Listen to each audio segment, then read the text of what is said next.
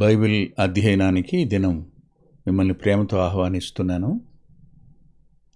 ప్రభు శిష్యులు అనే అంశంలో మనం యోహాను గారి వెంట ప్రయాణం చేశాం. యోహాను గారు, పేతురు గారు జంటగా కలిసి వెళ్ళడం అపోస్తుల కార్యాల గ్రంథంలో చూశాం. వారి పత్రికలు కూడా కలిసి ఉండడం చూశాం. గనుక యోహాను గారి తరువాత మళ్ళా పేతురు గారిని మనం అధ్యయనం చేస్తే విన్నదే విన్నట్టు ఉంటుందని నేను ఈ కార్యక్రమంలో తోమాను అధ్యయనం చేద్దామని ఆలోచించాను. మత్తయి సువార్త 10వ అధ్యాయంలోనూ, లూకా సువార్త 6వ అధ్యాయంలోని శిష్యుల పేర్లు రాయబడ్డాయి. అందులో మత్తయి సువార్త 10వ అధ్యాయంలో 3వ వచనంలోనూ, 6వ అధ్యాయంలో 15వ వచనంలోనూ తోమా పేరు కనిపిస్తుంది.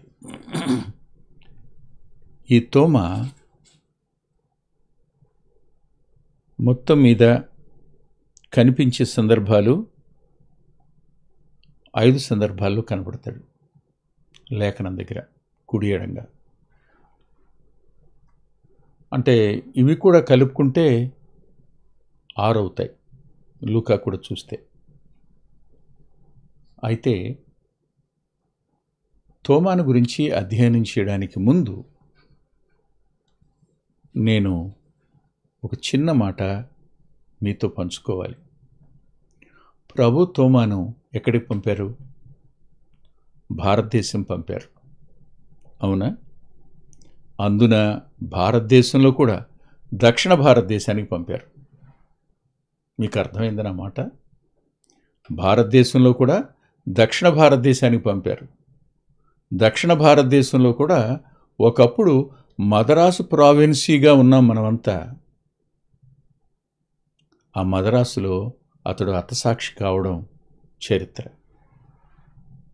అంటే ఇతని మన మధ్యకు పంపాడు. ఎవరి మధ్యకు పంపుతారో ఎప్పుడైనా మీరు ఆలోచించారా?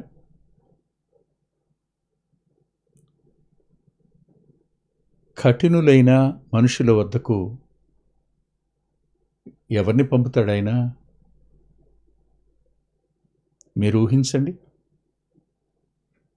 కఠినులైన వాళ్ళనే పంపుతాడు, మార్చిన వాళ్ళని. సందేహించేవారిని బాగు చేయడానికి ఒకప్పుడు సందేహించిన వారినే పంపుతాడు ఆయన.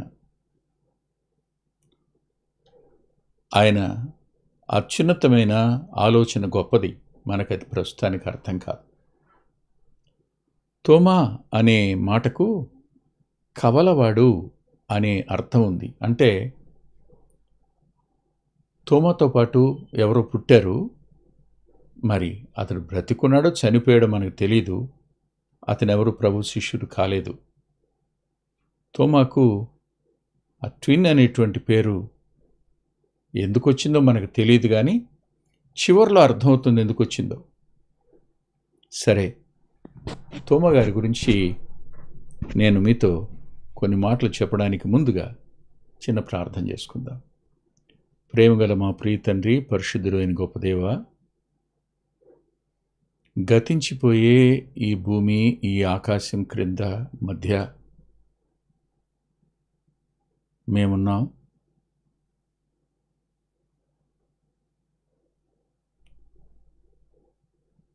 మీరు మాతో కూడా ఉన్నారు. జీవంగల మీ లేఖనం మాకుంది. మీ సన్నిధిని మాకివ్వడానికి మీరు ఇష్టపడ్డారు. మీ ప్రసన్నత మాతో లేకపోతే మేమేమీ నేర్చుకోలేము నాయన. మా వల్ల ఏం కాదు. మీరే మాకు నేర్పాలి. మీరే మా అంతరంగాలకు కావలసిన ఆత్మీయ ఆహారాన్ని పంచాలి. మీ వద్ద నుంచి వాక్యాన్ని పుచ్చుకున్నవాడు ధన్యుడు కదూ. మీ నుండి జీవాన్ని పొందినవాడు ధన్యుడు కదూ. మీ నుండి వాక్య ప్రత్యక్షతను పొందినవాడు ధన్యుడు కదా. అట్టి ధన్యత మాకు అనుగ్రహించండి. వాక్యం మీది, మేము నీ వారం, మీ కృపను కోరుతున్నాం, మీ సహాయాన్ని అర్థిస్తున్నాం. ప్రత్యేకంగా వింటున్న మా ప్రియులతో మీరు మాట్లాడమని, నీ దాసుని బలపరిచి మరుగుపరచుమని యేసుక్రీస్తు ప్రభువారి పేరిట ప్రార్థిస్తున్నాం తండ్రి. ఆమేన్. ఈయన మొట్టమొదటిసారిగా కనిపించే సందర్భం అంటే ప్రత్యేకంగా తను ప్రభు వెంట ఉన్నాడు, ఆయన చేసిన కార్యాలన్నీ చూశాడు. కానీ అక్కడెక్కడ తోమా యొక్క సంభాషణ కానీ, తోమా యొక్క ప్రస్తావన కానీ, తోమా చేసిన పని కానీ, తోమా ఆలోచించిన విధానం కానీ, తోమా ప్రవర్తించిన తీరు కానీ పరిశుద్ధాత్మదేవుడు వ్రాయలే. విచిత్రం ఏమిటంటే మత్తయి సువార్త, లూకా సువార్తల్లో వ్రాయబడిన శిష్యుల పేరులో వాళ్ళు ఉన్నారు, కానీ మత్తయి కానీ, మార్కు కానీ, లూకా కానీ తోమాను గురించినటువంటి సందర్భాలు వ్రాయలేదు. ప్రియుడైన యోహాను గారు ఒక్కడే రాశాడు. మరి ఇది ఎందుకు జరిగింది, జరగడానికి గల కారణం ఏమిటి అని ఆలోచిస్తే, అంటే నా ఆలోచన మీరు అపార్థం చేసుకోవద్దు. మత్తయి సువార్తలో నా ప్రియరక్షకుడు రాజు, మార్కు సువార్తలో నా ప్రియరక్షకుడు సేవకుడు, లూకా సువార్తలో నా ప్రియరక్షకుడు మనుష్య కుమారుడు. కానీ యోహాను సువార్తలో నా ప్రియరక్షకుడు దేవుని కుమారుడు, దేవుడు. దేవుని గురించి సాక్ష్యమిచ్చే దగ్గర, దేవుని గురించి మనకు వచ్చేటువంటి సందేహాల దగ్గర, దేవుని గురించి మన సందేహ నివృత్తి దగ్గర, దేవుని కోసం నిలబడడం దగ్గర ఒక సామాన్యమైన నీ వంటి నా వంటి వ్యక్తికి తోమా వంటి వాని వ్యక్తిత్వాన్ని చూపించడం పరిశుద్ధాత్మదేవుడు సరిగ్గా ఆయన దైవత్వం దగ్గర తోమాను పరిచయం చేయడం ఒక అద్భుతం అనిపించింది నాకు. ఇది యోహాను సువార్తలో మాత్రమే తోమాను గురించిన సంఘటనలు ఉండడం వల్ల ఈ అభిప్రాయానికి రావడం జరిగింది. మరి వేదాంతులు ఏమంటారో నాకు తెలీదు, నేను బీయింగ్ ఏ లేమెన్ ఈ మాటలు మీతో చెప్తున్నాను. దయచేసి మీరు చూడండి, యోహాను సువార్త 11వ అధ్యాయం. 11వ అధ్యాయంలో 16వ వచనం మొట్టమొదటిసారి తోమా నోరు తెరిచి మాట్లాడిన మాట ఇక్కడ రాసింది. అందుకు దిదుమా అనబడిన తోమా ఆయనతో కూడా చనిపోవుటకు మనమును వెళ్ళుదమని తన తోడి శిష్యులతో చెప్పెను. అతని నోటి వెంట పలుకబడిన మొట్టమొదటి మాట ఏమిటంటే, ఆయనతో కూడా చనిపోవుటకు మనం కూడా వెళదాం.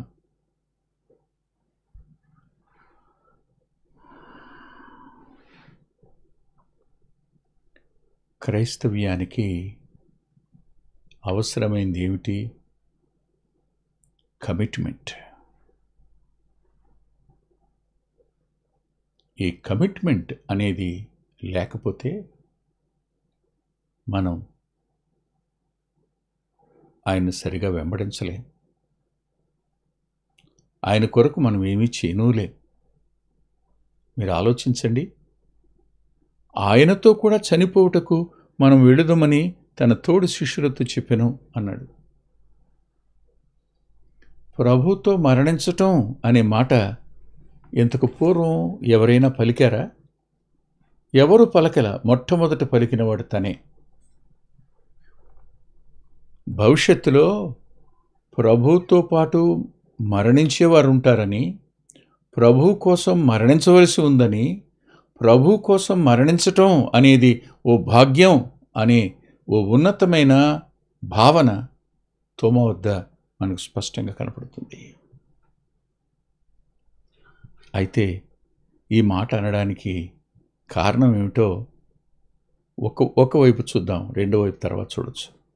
ఒకవైపు చూడండి దయచేసి, ఇది మీకు తెలుసు కదా, బేతనియాను గురించినటువంటి ప్రస్తావన కలిగినటువంటిది. లాజరు చనిపోయినాడు, సమాధిలో పెట్టబడ్డాడు. ఆ సందర్భంలో ప్రభువు తన శిష్యులతో కూడా బేతనీకి వెళ్ళలేదు. వెళ్ళే ముందు మాట్లాడుకుంటున్న సంభాషణ వద్ద శిష్యులు ఇలా అన్నారు, ప్రభు చెప్పిన మాటకు.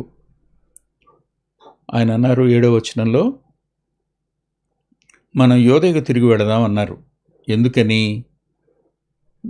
రోగి అయి ఉన్నాడని విన్నారు, ఆయన చనిపోయాడని తెలిసింది, వెళ్ళలేదు. తానున్న చోటునే 2 దినాలు నిలిచున్నాడు. అప్పుడు శిష్యులు ఇలా అన్నారు, బోధకుడా, ఇప్పుడే యూదులు నిన్ను రాళ్లతో కొట్ట చూచుండిరే, అక్కడికి తిరిగి వెళ్ళుదువా అని ఆయనను అడిగిరి. ఆశ్చర్యం ఏమిటంటే,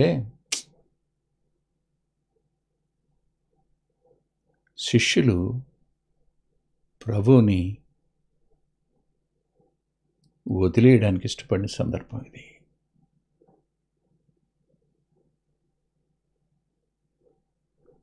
ఇప్పుడే రాళ్ళు పెట్టి కొట్టడానికి సిద్ధంగా ఉన్నారే, నువ్వు వెళ్తావా అన్నారు. నువ్వు వెళ్తావా అంటే మేము రామనేగా అర్థం కదా. ఏదో సందర్భంలో ఏదో ఒక కబురు వచ్చింది, చెప్పారు అందరికీ, నువ్వు వెళ్తావా అని అడిగితే నువ్వు వెళ్ళు, మేము రామనే కదా అర్థం. శిష్యులు ఎవరు ప్రభుతో వెళ్ళడానికి ఇష్టంగా లేరు, వెళ్ళడానికి వారు సుముఖంగా కూడా లేరు. ఎందుకని? ప్రభుతో పాటు తమను కూడా రాళ్ళు పెట్టుకుని చంపేస్తారని. అలాంటి సందర్భాన ఆయన ప్రభు అన్న మాట ఏమిటంటే, 14వ వచనం, లాజరు చనిపోయాడు, మీరు నమ్మునట్లు నేను అక్కడ ఉండలేదని మీ నిమిత్తం సంతోషిస్తున్నాను, అయినను అతని యొద్దకు మనం వెళుదాము రెండని స్పష్టంగా వారితో చెప్పాడు. అతను చచ్చిపోయాడయ్యా నాకు తెలుసు, సమాధిలో పెట్టబడ్డాను నాకు తెలుసు, మీరు నమ్మడం కోసమే నేను అక్కడికి వెళ్ళలేదు, ఇన్ని రోజులు ఆగడానికి ఒక కారణం అది అన్నాడు. అయినా వెళదాం రండి అన్నాడు. అన్నప్పుడు శిష్యులు డోలాయమాన పరిస్థితుల్లో ఉన్నారు. వాళ్ళు సరైన నిర్ణయం తీసుకోలేని అయోమయ స్థితిలో ఉన్నారు. అలాంటి సందర్భాన తోమా స్వరాన్ని పరిశుద్ధాత్మదేవుడు ఇక్కడ వ్రాయించాడు. తోమా పలికిన మాటలు రాయించాడు. ఆయనతో కూడా చనిపోవుటకు మనమును వెళ్ళుదమని తన తోటి శిష్యులతో చెప్పెను. అంటే ప్రభుతో చనిపోవడానికి సిద్ధపడిన మనస్సు తోమాది. అంతేకాదు, మరొకటి కూడాను, శిష్యులందరినీ ప్రభావితం చేసి ప్రభు వెంట తీసుకుని వెళ్ళగలిగినటువంటి సామర్థ్యత కూడా తోమాది. ఊహించండి ఒకసారి, కనిపించిన చోట అతడు ఎలా కనిపించాడు? ప్రభు కోసం నిలబడేవాడుగా, ప్రభుతో అడుగులు వేసి వెళ్ళేవాడుగా, ప్రమాదంలోనికి ప్రభుతో కూడా ప్రయాణించేవాడిగా, ప్రభుతో పాటు మిగిలిన వారిని, శిష్యులందరినీ కూడా తనతో పాటు వెంట తీసుకుని వెళ్ళేవాడుగా తోమా కనిపించాడు. చాలాసార్లు మనం తోమాని గురించి తక్కువగా మాట్లాడుకుంటాం, కానీ కొంతమందిని గురించి తక్కువగా మాట్లాడుకున్నా వాళ్ళలో ఉన్న శ్రేష్ఠ విషయాలను అధ్యయనం చేయడం కూడా చాలా అవసరం అనిపిస్తుంటుంది. ఇక్కడ ప్రభుతో చనిపోవడం అనేది, పౌలు గారు అంటాడు, నేను ఆయన కోసం పానార్పణంగా పోయబడుతున్నానంటాడు. ఆయన కొరకు నేను ప్రాణం పెట్టడానికి సిద్ధంగా ఉన్నానంటాడు. ప్రభు కోసం ప్రాణం పెట్టడానికి, ఆయన మరణ పునరుద్ధానాల తరువాత సిద్ధంగా ఉన్న వ్యక్తుల్లో పౌలు కనపడితే, ఆయన సిలువకు వెళ్ళక మునిపే ఆయన కొరకు చనిపోవడానికి సిద్ధంగా ఉన్నవాడుగా తోమా కనిపిస్తాడు. ప్రభుతో ఉండడం, ప్రభు వెంట ప్రయాణించడం, ప్రభుతో ఆ ఇబ్బంది గల పరిస్థితుల్లోనికి వెళ్ళడం, కష్టమైన పరిస్థితుల్లోనికి వెళ్ళడం, ప్రాణం పోయినా పర్వాలేదు అనుకోవడం తోమలో కనిపిస్తున్న అత్యున్నతమైనటువంటి లక్షణం. ఇది ఈ కాలంలో, ఈ దేశంలో మనం అలవర్చుకోవలసింది, వెనకంజ వేయవలసింది కాదు. ప్రభు కోసం మరణించటం అనేది ధనితగా భావించాలి. అనేకులను ప్రోత్సహించవలసిన అవసరం ఈ దినాన్నుంది. అది దేవుని ఎరిగినవానిగా, వయసులో కొంచెం పెద్దవానిగా, ఆత్మీయతలో ఇతరుల కంటే కాస్త ఎదిగినవానిగా ప్రతి వ్యక్తి చేయవలసిందిగా ఉంది. ఇక్కడ అందరికంటే త్యాగం దగ్గర, ప్రాణత్యాగం దగ్గర ఎదిగినవాడుగా తోమా కనిపించాడు. ఇది అతనిలో కనిపించిన లక్షణం. మిగిలినవి వచ్చే వారం చూద్దాం. తల్ల వంచి ప్రార్థన చేసుకుందాం. ప్రేమగల మా ప్రియ తండ్రి, పరిశుద్ధుడు అయిన గొప్ప దేవ, ఎంతైనా నమ్మదగిన వారు మీరు. తోమాను గురించి కొన్ని మాటలు చెప్పుకోవడానికి ఉపోద్ఘాతంగాను, ఒక సందర్భాన్ని మేము ఆలోచించడానికి మీరు కృప చూపించారు, ధ్యానించడానికి. విన్న మా ప్రియుల హృదయాలు ఈ వ్యక్తి యొక్క వ్యక్తిత్వం మీద ఉన్న దురభిప్రాయం నుండి వెలుపలికి వచ్చి ఆయనలో ఉన్న శ్రేష్టతను కూడా గ్రహించి కృపనిమ్మని యేసుక్రీస్తు ప్రభు వారి పేరిట ప్రార్థిస్తున్నాం తండ్రి. ఆమేన్. ప్రభు చిత్తమైతే ఆదివారం నాడు ఉదయం 9:30 గంటలకు లైవ్లో కలుసుకుందాం.